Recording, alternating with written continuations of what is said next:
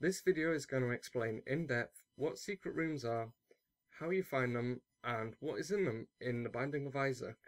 I'm just going to say straight away that I'm doing a Doctor's Revenge challenge because it gives me as many bombs as I need, because the tier is a bomb, so I don't have to worry about bombs, which you obviously need for the majority of the time to find secret rooms.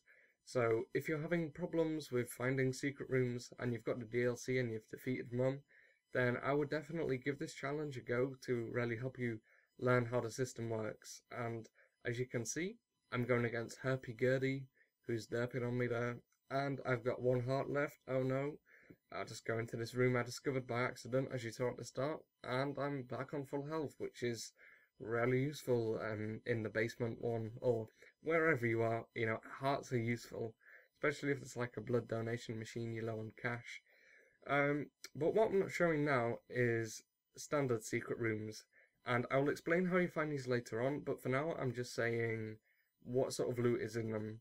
As you've seen, you're getting quite a lot of coins. You know, standard is at least 6 coins, usually more, and if you're getting low on money in Isaac, and there's a lot of stuff in shops you can't buy, you should really, if you haven't already, learn how the secret room system works, because again, 6 coins, it's just every how do I call it, every like level has its own secret room, probably a super secret room, and there's some good loot in them.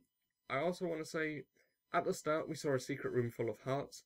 It can also have 2 red chests, or an eternal heart, which is the white one, a fortune telling machine, a random trinket, or a random tarot card.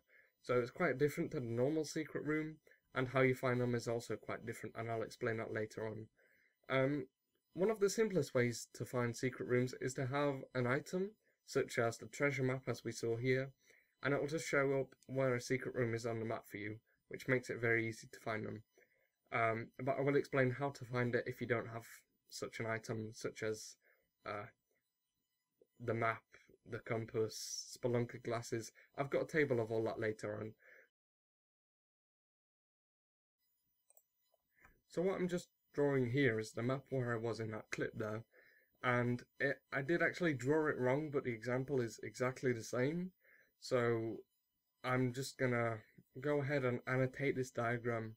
So I'm gonna draw in the red ink how many rooms are adjacent to, like, let's imagine there's another rectangle, but it's white and we can't see it next to these squares, these rectangles.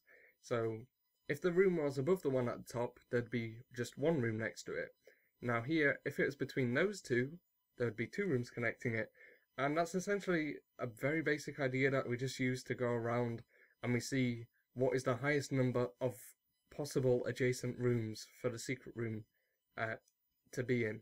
And there will be points, for example, in the womb or somewhere just quite late on in the game, where there might be, for example, several possible rooms, each with 4 adjacent rooms next to them. In that case, it's sort of, you have to weigh up the risk of whether you can afford to try all of them, whether you have enough bombs to do that. And I think this is probably the reason why it's good to try the Dr. Fetus challenge, is because, you know, you don't have to be worried about wasting your bombs. So, therefore, alright, 1 is less than 2. I don't know if I said that already, or in another recording, because I've recorded this several times to try and make it as good as I can. Hopefully it's well explained, and you get the idea because it's quite simple. Here is a little table of which items will help you find either the secret or the top secret, super secret rooms.